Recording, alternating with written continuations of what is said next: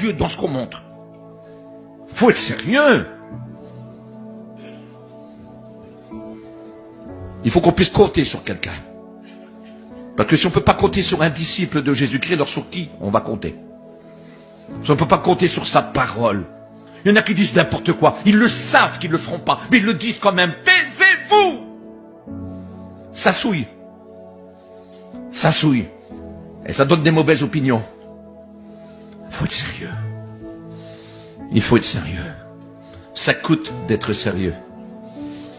Parce que de ne pas être sérieux, ça évite souvent des petits problèmes. Et quand on n'est pas sérieux, c'est qu'on cherche à faire ce qui nous plaît, ce qui nous intéresse, ce qui nous avantage. Mais celui qui est sérieux cherche l'avantage de son Seigneur. Cherche l'intérêt de son maître. Sérieux, sois sérieux. Écoute, arrête. Sois sérieux. Arrête de faire les choses à 50%, à 30%. Sois sérieux. Tu es engagé dans un combat. Tu es engagé pour ton maître. Jusqu'au bout, sois sérieux. Si quelqu'un veut être mon disciple et qui ne renonce pas à lui-même,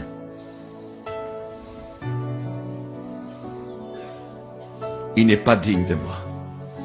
Mais si quelqu'un veut être mon disciple alors qu'il se charge de sa croix, qu'il renonce à lui-même, qu'il se charge de sa croix et qu'il me suive.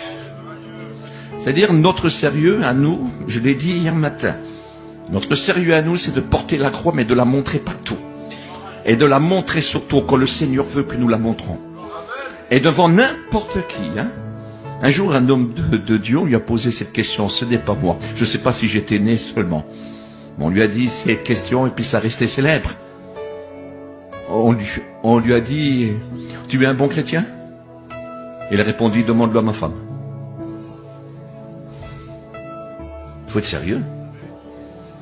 Dans son foyer, on est sérieux, on est des chrétiens. On ne peut pas faire les choses à moitié. Il y eut un homme dans la parole de Dieu, il s'appelle Saul de Tarse. Il était sérieux, Saul de Tarse. Il était sérieux même dans l'erreur. Parce que dans l'erreur, que vous le voulez, que vous ne le voulez pas, il était serviteur de Dieu. Il aimait Dieu, selon la loi. Pour lui, Jésus de Nazareth était un usurpateur. Il le croyait véritablement. Et pour l'Éternel, son Dieu, il aurait été prêt à tout, même à mourir. Il aurait été prêt à tout, même tuer son père et sa mère s'il le fallait. Parce que si on aurait adoré un autre Dieu, il fallait tuer son père et sa mère.